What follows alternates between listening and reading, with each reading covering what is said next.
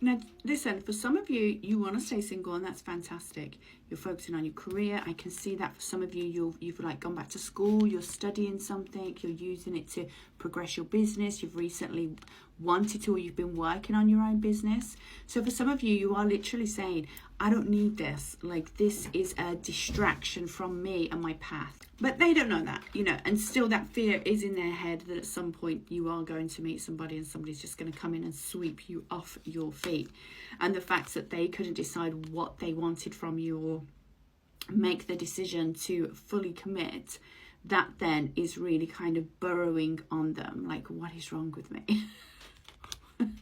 What's wrong with me? They're full of regret here with this Five of Cups because you are twin flames. This is a twin flame connection. There was a lot of similarities. You were brought together out of the blue. You are not connected to each other's lives. And you were brought together out of the blue. I feel like there's distance between you. I feel like, but there are similarities in your family or your family heritage maybe.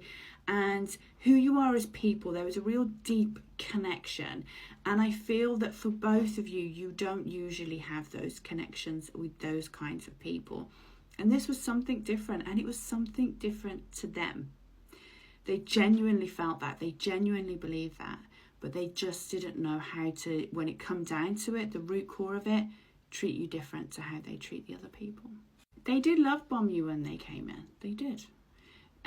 You love bombed each other a little bit because you were both really kind of taken back by that connection, but you were more emotionally available than what they are. You are further along your healing journey than what they are. And even since you guys not talking, you yourself have done a lot of reflective work around it, shadow work, healing work from it, and you've dealt with it and you've progressed from it. They haven't. They've gone back to doing what they know how to do, and that is to hide, that is to distract themselves, that is to have frivolous relationships to feed the ego.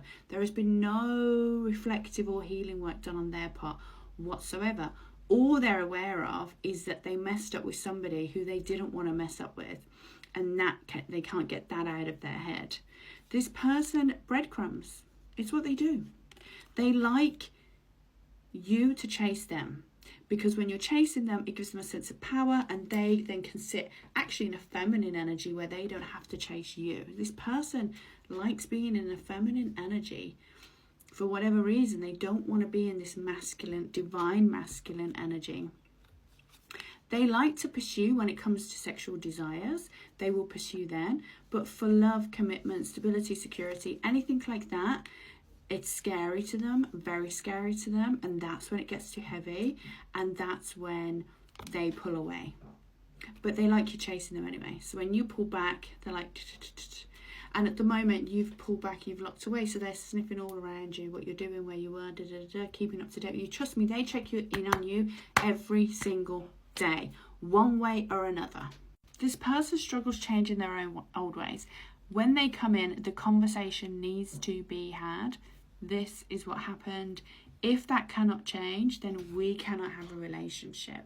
There is going to be some kind of ownership on their part about that, but then the rest is up to fate as to whether they actually put in the work that needs to be done in order for them to heal, so they don't have to be in a toxic ego state.